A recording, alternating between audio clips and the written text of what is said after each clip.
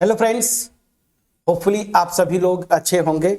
Separation axioms के concept को आगे कंटिन्यू करते हुए एक इम्पॉर्टेंट और मैं यूँ बोलूँ सेपरेशन एक्सियम जिसको हम बोलते हैं कंप्लीटली रेगुलर स्पेस। ठीक है ना, दो टर्म है। जैसे हमने देखा रेगुलर, आपने देखा था रेगुलर स्पेसेस और regular spaces plus T1 space को हम क्या बोलते थे, T3 स्पेस। उसी तरीके से completely regular space plus T1 space को हम बोलते हैं टिखनॉफ स्पेस, या इसी को फिर हम बोलते हैं T3.5 स्पेस। तो इसके कई नाम हो जाएंगे, T3.5 स्पेस, या फिर इसी को हम बोलते हैं टिखनॉफ स्पेस। ठीक है ना, टिखनॉफ स्पेस। तो यहां पे कंप्लीट, इस वीडियो में हम लोग कंप्लीट डेफिनेशन सीखेंगे कंप्लीटली रेगुलर स्पेस का, देन टिखनॉफ स्पेस या T3.5 स्पेस। ठीक है, और उसके बाद कुछ रिजल्ट्स। ठीक है, तो वीडियो को मैं स्टार्ट करता हूं। स्टार्ट करने से पहले अगर आपने अभी तक हमारे चैनल को सब्सक्राइब नहीं किया, प्लीज सब्सक्राइब करके रखें। अगर चैनल पर नए हैं तो जरूर सब्सक्राइब करें, और अगर आप ऑलरेडी इस चैनल के रेगुलर विजिटर हैं बट अभी तक आपने सब्सक्राइब नहीं किया, जरूर सब्सक्राइब करिएगा। वीडियो अच्छी लगेगी तो जरूर लाइक करिए, फ्रेंड्स के साथ शेयर करिएगा। चलिए स्टार्ट करते हैं।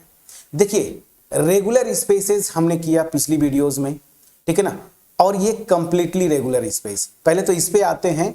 तो अगर मैं बोलूं T3.5 ये स्पेस की अगर बात बोलूं, या इसी को हम बोलते हैं टिखनॉफ स्पेस। ठीक है, तो ये होगा क्या, completely regular space plus T1 space को ही हम क्या बोलते हैं, T3.5 स्पेस या फिर टिखनॉफ स्पेस। तो हमें सबसे पहले समझना पड़ेगा कंप्लीटली रेगुलर स्पेसेस। ठीक है, तो रेगुलर स्पेस का जरा कॉन्सेप्ट समझिए, वहीं से आप इसको लिंक कर पाएंगे, क्योंकि इसमें एक बस कंडीशन एक्स्ट्रा हो जाती है। तो पहले हम रेगुलर स्पेस की बात कर लेते हैं। थोड़ा सा रिकॉल में करता हूं। रेगुलर स्पेस में क्या था, अगर ये एक टोपोलॉजिकल स्पेस है x टाउ, ठीक है, तो इसको मैं बोलता था ये रेगुलर स्पेस है। अगर एक मैं पॉइंट लूं यहां पे P और एक क्लोज सेट लूं F, सच दैट ये पॉइंट P जो है ना इस क्लोज सेट का मेंबर ना हो, दैट मीन्स ये पॉइंट P F के कॉम्प्लीमेंट का मेंबर हो। तो क्या था रेगुलर स्पेस का डिफिनीशन, इस केस में दो डिसजॉइंट ओपन सेट्स मिलने चाहिए थे। एक को हम नाम देते थे G और दूसरे को नाम देते थे हम लोग F ना। तो दो डिसजॉइंट ओपन सेट G और H मिलने चाहिए थे, such that P belongs to G and F is contained in H। अगर ऐसा होता था तो हम इस स्पेस को क्या बोलते थे, ये रेगुलर स्पेस है। ठीक, अब यहीं पे एक एक्स्ट्रा कंडीशन लगा देते हैं ना। कंडीशंस आप देखेंगे ना, एक एलिमेंट और एक क्लोज सेट, सच दैट वो एलिमेंट इस क्लोज सेट में बिलोंग ना करे, ये कंडीशन रहेगी। लेकिन यहां पे कंप्लीटली रेगुलर स्पेस में क्या होता है, अब जरा मैं आपको एक्सप्लेन करने की कोशिश करता हूं ग्राफिकली। तो यहां पे मैपिंग की बात करते हैं, तो ध्यान दीजिएगा, मैपिंग के टर्म में मैं एक्सप्लेन करने जा रहा हूं आपको, तो ध्यान दीजिएगा। यहां पे टोपोलॉजिकल स्पेस है x टाउ, ठीक है, और यहां पे क्लोज इंटरवल मैं ले रहा हूं 0-1। और आपको यहां पे जो बात करेंगे, यहां पे जो टोपोलॉजी होगी वो यूजुअल रिलेटिव टोपोलॉजी, जो यूजुअल टोपोलॉजी होती है रियल नंबर्स पे। ठीक है, चलिए, तो ये दो टोपोलॉजिकल स्पेसेस मैंने कंसीडर किए। तो इस टोपोलॉजिकल स्पेस को कंप्लीटली रेगुलर कब बोलते हैं, कंडीशन वही होगी कि एक एलिमेंट लीजिए P इस X का और एक क्लोज सबसेट लीजिए इसी X का, सच दैट इस क्लोज सबसेट में जो है ना ये एलिमेंट बिलोंग ना करे, मतलब इस क्लोज सबसेट के कॉम्प्लीमेंट में हो। तो मैं बोलूंगा ये टोपोलॉजिकल स्पेस x टाउ जो है ना ये कंप्लीटली रेगुलर स्पेस है अगर मुझे एक मैपिंग मिलती है f from x to close interval 0-1। ठीक है ना, इस स्पेस से इस स्पेस पे, सच दैट ये मैपिंग कॉन्टिन्यूअस होगी, ये कंडीशन याद रखिएगा। तो मुझे एक मैपिंग मिलेगी, ठीक है ना, जो कि कॉन्टिन्यूअस हो, क्या हो, कॉन्टिन्यूअस हो। तो एक continuous mapping x to close interval 0 1 such that. अब आते हैं कंडीशन पे, जरा ध्यान दीजिएगा। यहां पे एक एलिमेंट आपने लिया p, ठीक है ना, और यहां पे आपने क्या लिया है, क्लोज सेट। अब क्लोज सेट को मैं थोड़ा सा ऐसे दिखाऊंगा, ठीक है ना, ये है मेरा f, ठीक, थोड़ा सा ऊपर लिख देता हूं, ये है मेरा f, ठीक है। अब चलिए जरा, अब ऑब्वियस ही बात है, जब आपने ऐसे किया तो ये जो f अगर क्लोज सबसेट है इसके, तो इसके कुछ एलिमेंट्स होंगे। मैं जस्ट एक्सप्लेनेशन के पॉइंट ऑफ व्यू से ये 3 एलिमेंट्स ही ले रहा हूं, ऐसा नहीं है, इसमें फाइनाइट भी हो सकते हैं एलिमेंट, इनफाइनाइट भी, depending on x and f। और ऑफकोर्स यहां पे और भी कुछ एलिमेंट्स होंगे, ठीक है ना, x के। और इधर क्या है, ये जो सेट है मेरा 0 1 है, तो इधर 0 1 क्लोज इंटरवल लेना है आपको, तो 0 1 के बीच में भी इनफाइनाइट नंबर ऑफ एलिमेंट्स होंगे, ठीक। तो ये कॉन्टिन्यूअस मैपिंग मिले सच दैट, कंडीशन अब इंटरेस्टिंग है, इस पे ध्यान दीजिएगा। ये जो एलिमेंट p लिया ना, उसकी इमेज जो है इस 0 पे जाए। अगर 0 को मैं यहाँ पे, इसको मैं बोल रहा हूँ कि ये मेरा 0 है, ठीक है ना, ये मेरा 0 है, और यहाँ पे इसको मैं बोल देता हूँ 1, और बाकी में बीच में एलिमेंट्स है इस इंटरवल के। तो जो भी एलिमेंट आप p लेंगे, जब जब ये कंडीशन आप सेटिस्फाई करते हुए एक एलिमेंट और एक क्लोज सेट लेंगे, तो कंडीशन ये होनी चाहिए कि उस एलिमेंट का इमेज यहाँ पे 0 पे जाए, और f के जितने भी एलिमेंट्स है ना, उनकी इमेज 1 हो जाए। तो f में यहाँ फॉर एग्जांपल मैंने 3 एलिमेंट्स लिए हैं ओनली, तो इनकी इमेज जो है ये 1 पे जाए। मैं समझा पाया कि नहीं? जब जब ये पेयर एक एलिमेंट और एक क्लोज सेट का सच दैट ये कंडीशन सेटिस्फाई करते हुए आप अगर ऐसा करें, पेयर लें, तो ये कंडीशन सेटिस्फाइड हो, तो हम क्या बोलते हैं, उस केस में हम बोलेंगे कि ये जो टोपोलॉजिकल स्पेस x टाउ है ना, वो क्या है, कंप्लीटली रेगुलर स्पेस है। मैं समझा पाया कि नहीं? प्लीज बोलिएगा।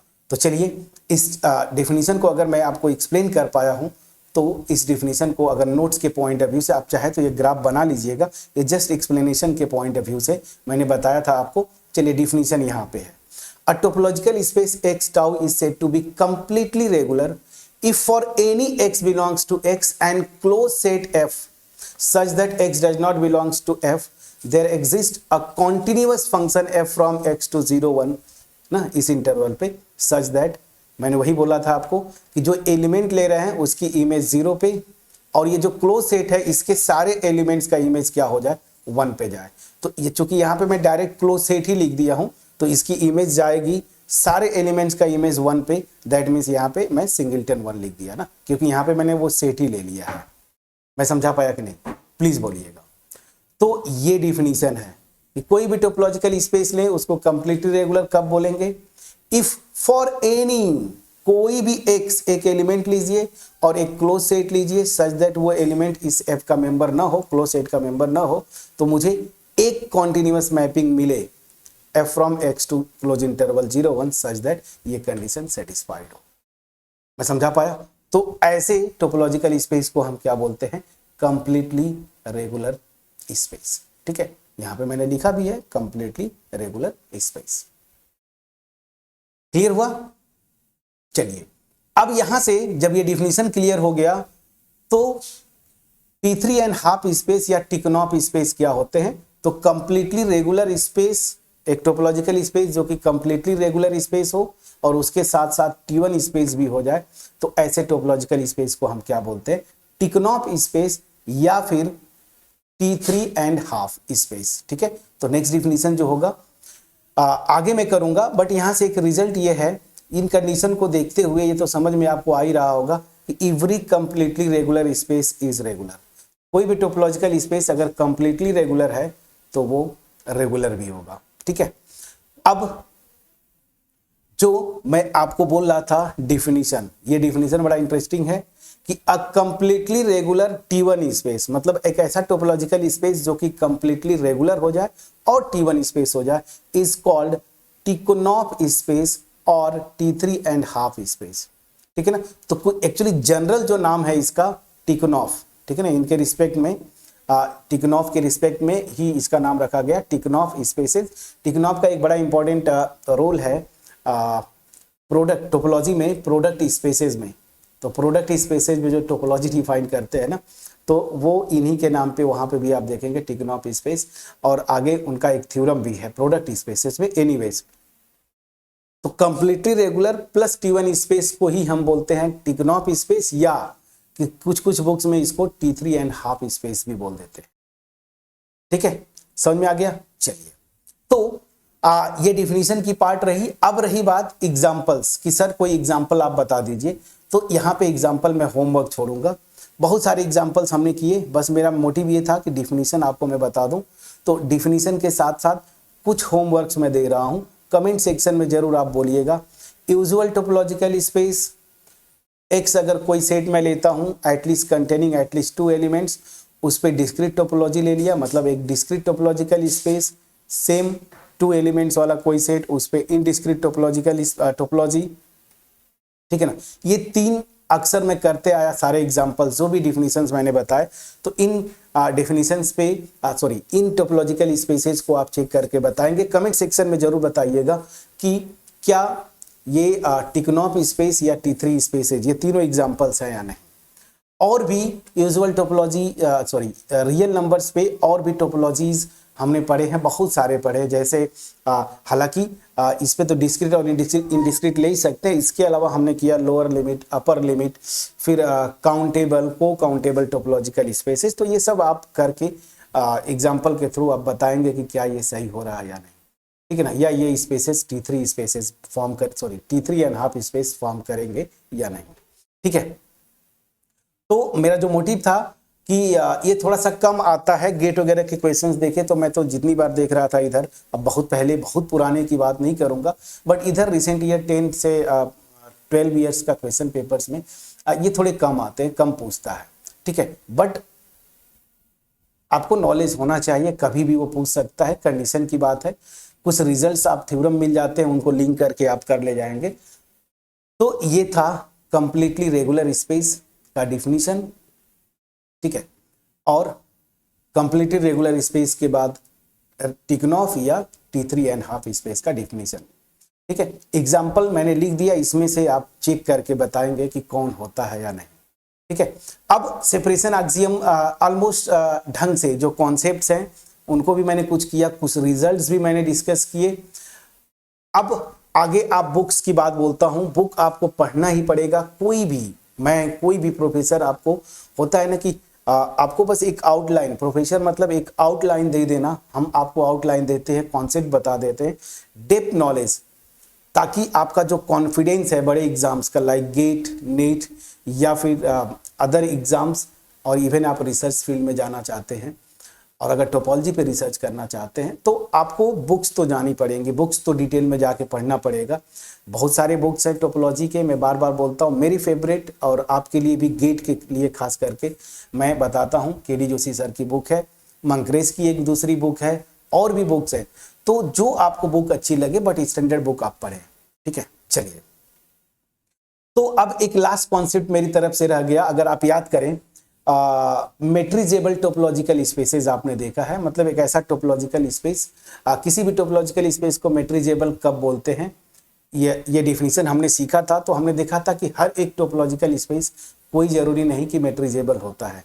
तो यूरिजॉन्स एक मैथमेटिशियन थे, इन्होंने 2 रिजल्ट्स दिए, एक यूरिजॉन्स लेमा करके और एक यूरिजॉन्स मेट्रिजेबल थ्योरम करके। तो ये दोनों रिजल्ट्स हम नेक्स्ट वीडियो में करेंगे और उसके बाद सेपरेशन एक्सियम खत्म करेंगे। ठीक है, अगर मेरा एफर्ट आपके पास पहुंच पाया होगा, वीडियो को थोड़ा भी अगर लगे कि थोड़ा भी अगर हेल्पफुल हुआ, वीडियो को लाइक जरूर करिएगा, फ्रेंड्स के साथ शेयर करिएगा, चैनल पे अगर नए होंगे जरूर सब्सक्राइब करिएगा। So thank you so much friends for watching.